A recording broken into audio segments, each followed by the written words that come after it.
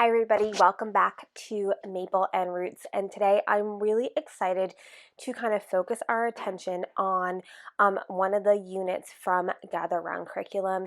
If you're not new here, you know that I am currently using the Gather Round Curriculum. It's still kind of new to us, but we made the switch probably this past March. And this is the third unit that we're using from the curriculum. So I've used oceans, and we're just finishing up. We're kind of in the middle of North American birds. So I was really excited when I saw this one released and thought that we would try it. And so first of all, I should have started here.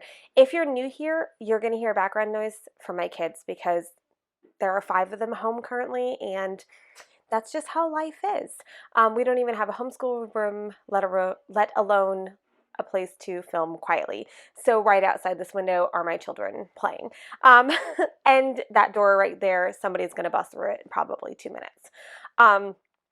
Also, if you're new here, I'm pretty real, and I'm kind of tired of boring homeschool YouTube videos. So I just thought I would bore you with myself instead of watching other people. No, I'm just kidding. This sounds really bad. I'm sorry. Anyway, I'm lost. Okay, so I should start here, is that I currently do our own history curriculum. So I have used many curriculums. I have researched many curriculums, particularly language arts and history curriculums. And while I can settle a lot for language arts because that's not really my forte, I really struggle with finding a history curriculum that suits our family's needs and our beliefs and how I want history presented to my children. I think that sometimes homeschool, particularly Christian homeschool, curriculums kind of do a disservice, and the narrative is very one-sided, and we kind of forget about a lot of people groups when we're talking about history and world history and all of those things. So I have been very purposeful in how I teach my children history, and what I have found is that there isn't really a curriculum out there that fits my criteria of what I am looking for and how I teach my children. So when I saw that Gather Round was releasing an Indigenous people mini unit, I was intrigued and cautious and a little worried, I'm not going to lie, because this is something that I'm very passionate about. And we in our home have spent the past year studying Indigenous people of North America. And a little bit of South America. And so it made me really excited, and again, a little like, let's see what this looks like. So I'm very particular with what these curriculums look like. And honestly, one of my biggest issues with a lot of other curriculums is that when they start talking about American history or Canadian history, whatever that looks like, we immediately start at colonization, or we start when like America is discovered or whatever that looks like. But we often forget that there were people here before Europeans came here. And so I haven't found a curriculum that really accurately talks about that or spends enough time honoring that. Because we do live here in North America, I think it's very vital for our children to know of the people who were here before Europeans came, that it just wasn't some blank land, and they didn't magically appear when Europeans came. Like, there was a whole infrastructures and societies and nations and people groups and languages and all of these things before Europeans ever came here. And I think it's really important that we share that with our children. And for me, being a believer of Jesus, and for somebody who does follow a biblical worldview on history, that adds another whole component in it, is how did the people get here in the first place? Which we don't necessarily have answers on, but we can look at the Tower of Babel and Babel dispersion, all of that. And we took a huge chunk of time this year talking about that. So I have, it's playing, it's not. I have very high expectations when it comes to history and social studies and what we teach our children. So I ordered the Gather Round Indigenous People mini unit. And if you're new to Gather Round, which I think a lot of people are because it's a new curriculum, a mini unit doesn't mean that it's like shortened in weeks. Like, you're supposed to go alongside another unit that you're already doing with it. but it doesn't offer like language arts or like all of the meat in the other units. It's just basically a unit study on this particular subject, and that surrounds it. So that I didn't know until I went to order it. So in my mind, I was like, well, when we finish North American birds, I'll just add this on to the end and do it that way, until I researched it and read, oh, like we can just add it into our day. And so I have added it into our day, and it is, my children get exasperated when school goes a little bit longer than what they're normally used to. So they'll adjust and they'll be fine. But they were a little bit exasperated to add on this whole section. But because it's something that we've already been studying, they're really excited and familiar with it. My little guys, my pre-reader, who is 3, almost 4, who just floats in and out. He does things. I don't do formal education until about 6, so he does what he wants. And my 6-year-old, I don't know about this unit for them. And that's not to say it wouldn't be good for your kids, for your 6-year-old or your early reader. I think the content is fantastic. I just don't know if my guys have the attention span to do like the North American unit and then the Indigenous people unit. And I also think that history is a really hard comprehension for 6-year-olds. And it used to frustrate me, like, why aren't they getting this? And then it's like, no. I just think that it's a hard thing for them to grasp. So for my early reader, I'm going to let him float in and out and just leave it at that. If he wants to do it, he can. If he doesn't want to do it, then, it's whatever. We'll do it in a couple years. So this is how I use Gather Round. People do it differently. They'll print out their teacher's guides, they'll bind them, whatever. I don't do that. I download the teacher guide to my iPad on my Kindle app, and I use an iPad Pro right here. And then I print out the the student notebooks that we need, and I just literally put them in like those 49-cent folders and call it a day. It works for us right now. I need easy, I need simple, and I don't want to do a lot of work. So this is the teacher's guide. Of course, I'm stretching it because the iPad needed to be charged. So here's the teacher's guide. Can I just tell you, hold on, I gotta move this thing. Okay, can I just tell you that like every unit I get with this Gather Round curriculum, I am more and more like I gasp when I see the art. And this Indigenous people one, the art is absolutely stunning. Like it is stunning. Like Oceans is beautiful, North American is beautiful, North American birds, sorry, is beautiful, but like this Indigenous people art is just like profoundly stunning. Like I love the color choices. I love it. It's so honoring. And actually I should say this is Indigenous peoples of Canada. We don't live in Canada. We do live in New England, northern New England, so we're kind of close to Canada. But that's okay because my children, as I said, we've studied Indigenous people all the way from, Canada down to Central America. So the art is beautiful. This is the Canadian unit. There you go. I covered all that. She gives this really nice introduction. So there was a lot of things that I was looking for. And as I said, my expectations are really high when it comes to an Indigenous people unit. And maybe I'm wrong, maybe you know something, but I've never seen anything like this. And so that is really exciting to me, but I was cautious. So she gives this, and I don't want to show, I don't know, like, is it wrong to like show the whole thing? I don't want to do that. I want to honor Rebecca and her work. But also she has these really beautiful, like a whole bunch of these baby wearing, which gets me excited. Anyway, so she gives suggested books for pre-reader, early reader, all of the stages, all of the readers. Suggested books, and we only had a few of them here, but we do have other books. And since I didn't actually plan on doing this, I'm not going to order any. I would add one book to the list, and I don't even remember the author. I will link it below. It's called Seas Behind Trees, and we read that this year. And we did Island of the Blue Dolphin as well, which is a really good one, but that's not Canadian. But Seas Behind Trees could be, because you really don't know where it's at. And my girls loved that book. Now, there is a little bit of content in it. There is like content about like a girl's like menstruation in it. So if that makes you uncomfortable, like save it for your middle schoolers or whatever. Those are happy screams outside. Those kids are playing. we're pretty real in our house, so me reading that with my 8-year-old and 10-year-old at the time was not an issue, but it is there just so you're aware. So then she gives like these planning pages, which I think is great. Lists and notes. I don't make lists. I don't make notes. I don't plan. I mean, I plan, but like I don't write it down. I do plan sometimes. But it's nice. I know a lot of people like those things and they like planners and they like to plan these things. I don't do it, but I'm sure it's great for other people.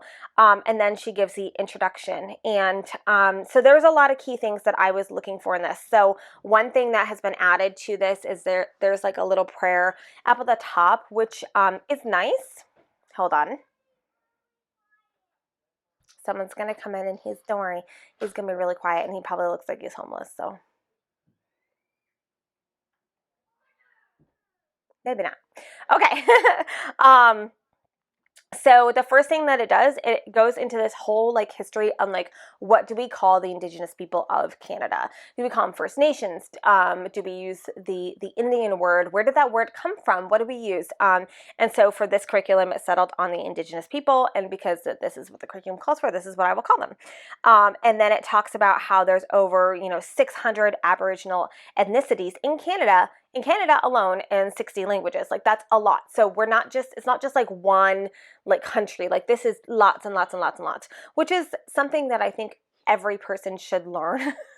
That Indigenous people aren't all the same. They're very vastly, hugely different. And then in the beginning, she goes right and starts right at the Tower of Babel, dispersion, all of that. That's something that as I said, have already done, and I have gone deeper with my girls, but this is great. It's really, really nice to have that. And then she does, at the end of all the units, she has like the what's happening, the day in a glance, and all of those things. So you can look at your teacher's guide and like know what everybody is doing. So then she goes on and she breaks it off by like regions. So she's got people of the Northwest Coast, and she actually, in the teacher's guide, she's got these like little cards that you can print out, and it's got like Plains people, and it has like their living structure on it. And then it just will have, let's see if I can grab this.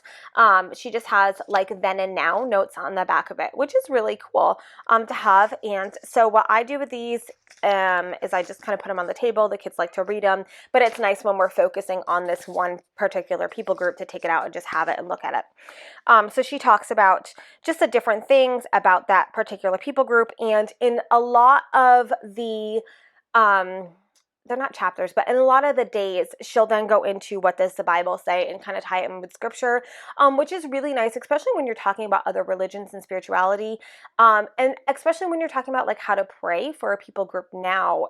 It's just a really nice thing to have. I thought that was a really great thing to tie into a Christian worldview.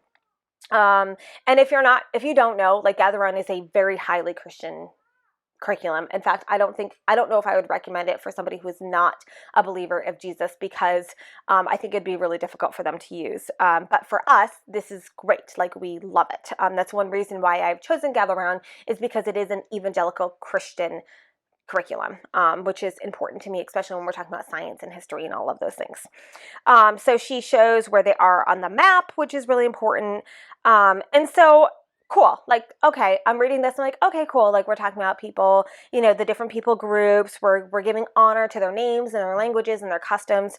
That is great. That's important to me. And really, it appeared when I first started looking at it that she's really trying to get past the stereotypes, which was very encouraging to me. So another thing is that a friend who lives in Canada asked specifically if she covers the Inuit people, which is what we have all grown up with as knowing as Eskimos, which is not an appropriate word to use at this point. And yes, she does. She honors them properly and everything there. So again, really encouraging that she's covering those people. And then she talks about the subarctic people, and really a lot with food, a lot with living structures, dwellings, and all of those things, art, music, culture, religion. She's got a chapter on where it talks about like their creation stories. Hold on, I'm just gonna skim through really fast. I'm getting past all of the people groups, flags. As I said, art. Hold on, I'm going. Clothing, which is a really nice thing to have. And then culture, then and now. I'm gonna go You need water? Yeah. Are you going to button your shirt? No. Oh. He's David Hasselhoff. Okay. That is coffee. Don't drink that. And now for today's daily interruption. Micah, he needs water. So then we have culture, and it talks about cultural stereotypes.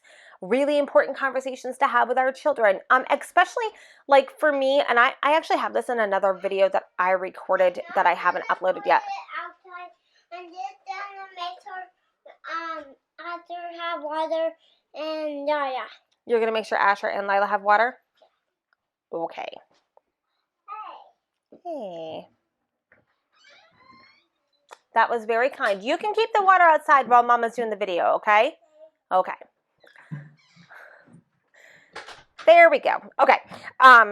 It is really important to be talking about stereotypes with our children now.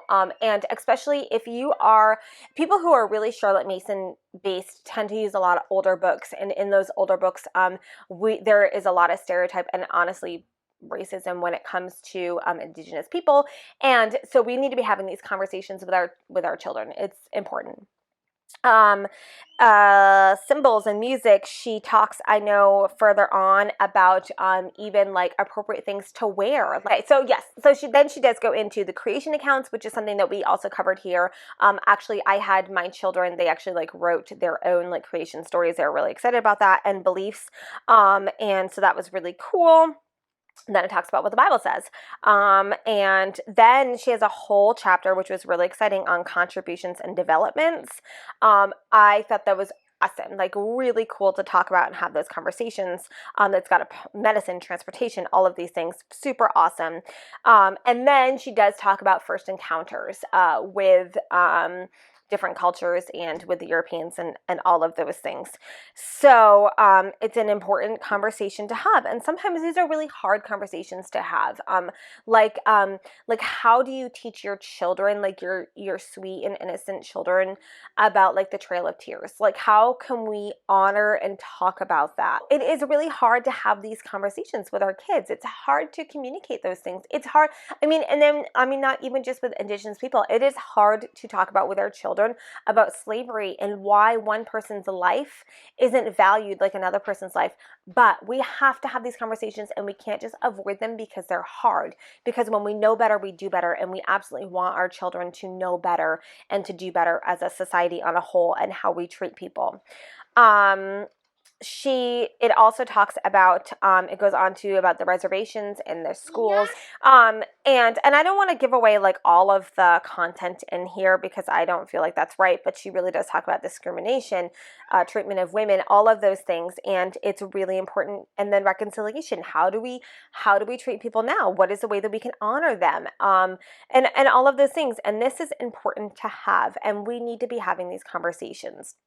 So really, I am very, very impressed. And I was talking with a friend yesterday, and she was saying how like I'm not impressed normally with curriculums like this because normally I feel like there's a lot of gaps, or we kind of just like skim over things, or we really can whitewash things and that. But I am extremely impressed with this unit, and this unit alone just affirms my desire to go further into the Gather Round curriculum because this is incredible and this is so valuable. And so what I want to say is, like, even if you don't use Gather Round curriculum, like even if you choose to use another curriculum or whatever, this is like a really good one to use with your children alongside any curriculum. Or even if you're like if you're crisis schooling right now and you want to add something, you want to do something else, or you're going to send your kids back to public school, whatever, this is still like valuable to do. It could be done in the summertime. It could be done on a school break. It could be done like once a month or whatever, but it's really awesome. And I probably should have looked this up ahead. I'm assuming at some point she's going to come out with an American one, and we will definitely like grab that as well because we, do live in America.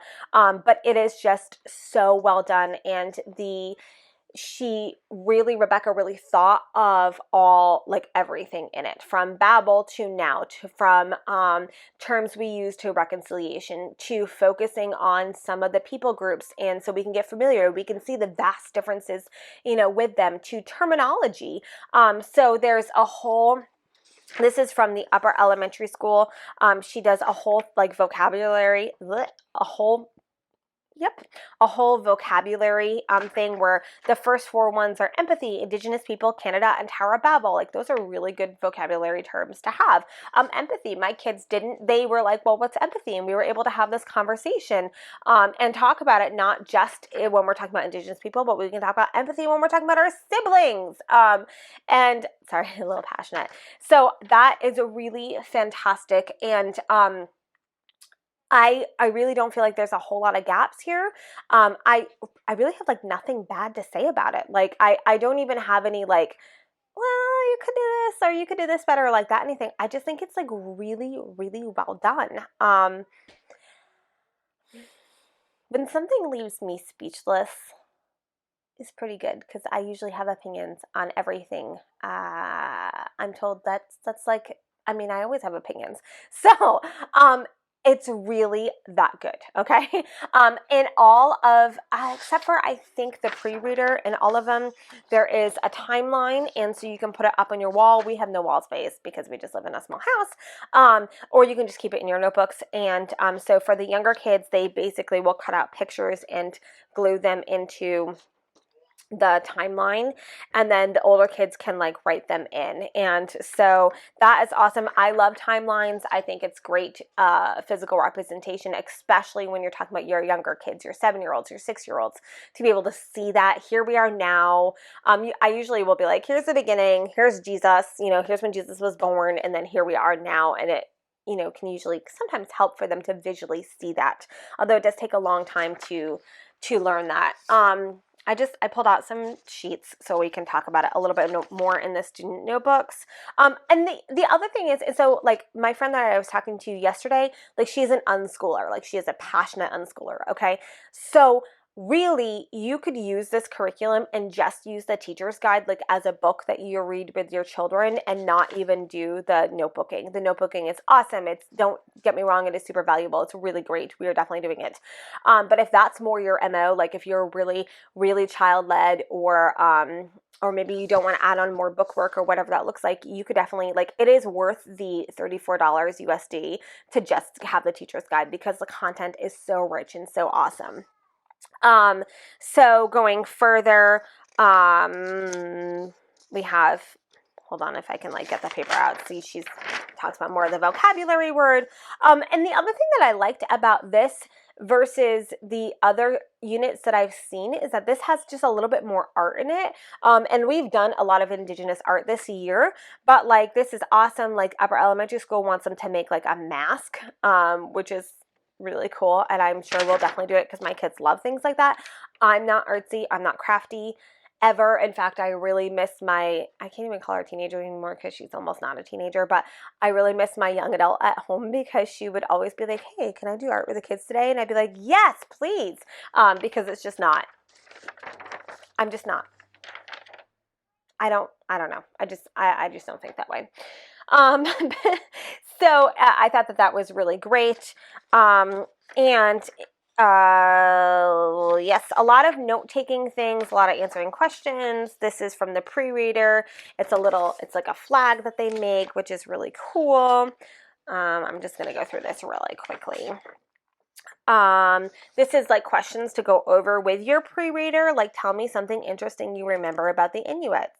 What kind of homes did the subarctic first live in? So like, good questions. My pre-reader, who's only 3, like the chances of him sitting through it is probably very slim, so he might not be able to answer these questions, but I could definitely take these for my next level up, my early reader, and ask him this, and this would be like perfect for where he's at. There's a lot of also really awesome coloring sheets that goes along with everything. I'm just gonna move really fast.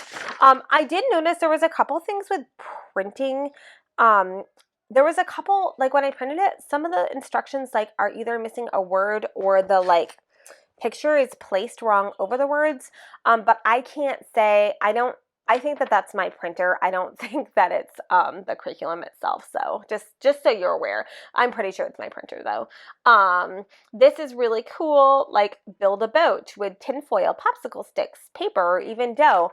Really awesome. I will send them outside. They can do that outside. Um, and then, multiple choice. This is the early reader. I like how she did this too. So you ask them a question, like one thing I learned, and then they dictate it. So I'll write it, as my 6-year-old will dictate it, and then he'll copy it. We did that, and he really enjoyed that. And especially for somebody who's this like early reader and who's really learning sentence structure, it's a valuable teaching time. This is the middle school work right here. It gives a lot of like note taking or picture drawing. It does include like a lot of like, this is middle school, and it talks about like doing a sketch right here. And that is right up my middle schooler's alley. She'd much rather draw than write. So I love that even for middle schoolers that's still included, because sometimes I think a lot of curriculums, like when they hit that 6th grade, it's like, oh, no more creativity. And that would really exasperate my middle schooler, because she would much rather draw and be outside than doing anything else in her life ever. So yeah, it's really great. They are doing so the other thing is that with, I think, early reader up, they can choose a project to do, and hopefully I'm going to say this right. So we can choose to do a family project, or they can do something on their own. Some suggestions she gave. So, and all the other units, like my middle schoolers had to write a paper, and same with my upper elementary school child. And even with like North American Birds, the early reader, he's got to like write like a paragraph. And so what I love about this is that it's a little bit more flexible in like the presentation that they can do. So they can make a lot book, or they could make a slideshow, or like things like that. And I should say that with the Oceans unit, the middle schooler did make a blog post. So like how to write a blog post, which is really critical nowadays. So anyway, so we really love that. They haven't decided on what they want their projects to be yet. I don't think we'll do a family project. I'd like each individual child to do something. As I said, we have already kind of touched on a lot of these things this year. So we've done things this year, like we actually made like a ton of like living structures for different Indigenous people groups, and that was a lot of fun. They really enjoy doing things like that. So we'll see what they choose and what they decide, what they want to do. They could, I think even it was like an oral presentation, they can make a video. I think that was one of it. So they'll probably want to make a video. It'll probably be uploaded here because they'll be like, put it on YouTube. Maybe I will. Maybe I'll let them do that. That would be fun. So yeah, so this is long. This is like a half hour long. All the YouTube things are like, don't talk too long. And I'm like, I'm going to talk because like we still have stay-at-home orders and I just want to talk to people right now. Anyway, I am very impressed. It is an incredible, like, I don't know if I've ever liked a homeschool curriculum before as much as I like this one. I think it's really good. I don't have anything bad to say. Go out and buy it. No, by the way, this is not sponsored or anything in that realm. I mean, I have 52 followers, so I mean, I feel like that should be obvious. But this is my own opinion, okay? And I am opinionated, so I really love this curriculum. I think it could fit in any homeschooling structure that anyone is doing, especially during summertime. I'm just recapping, or even public schoolers, private schoolers, whatever this looks like. This is a really valuable information to have, and I think you should go run and purchase it. So this is my spiel on the Gather Round Indigenous, Canadian Indigenous unit study. It was awesome. It was great. If you have questions about it, drop me a line, okay? Comment below, ask me questions. I'll try to answer them. Obviously, I forget a lot of things, like when I'm talking, I'm like, oh yeah, and this. So if I remember anything, I will do the same.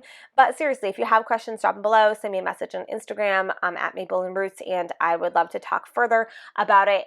If you have questions about other curriculums, particularly other units for Gather Round, shoot me a message. I think I like just taking each individual unit and talking about it.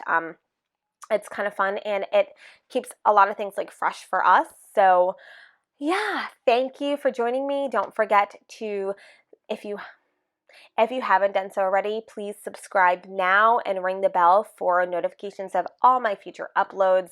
I like to talk a lot about homeschooling, so if you like to talk about homeschooling, you'd like to hear homeschooling, you should probably subscribe. And if you're curriculum searching right now and you're like looking up reviews, you should also subscribe because I have more coming. Okay, that's it. They're loud. They're probably hungry because it's lunchtime. And that's it. I need to stop talking. So, bye, guys. Thanks for stopping.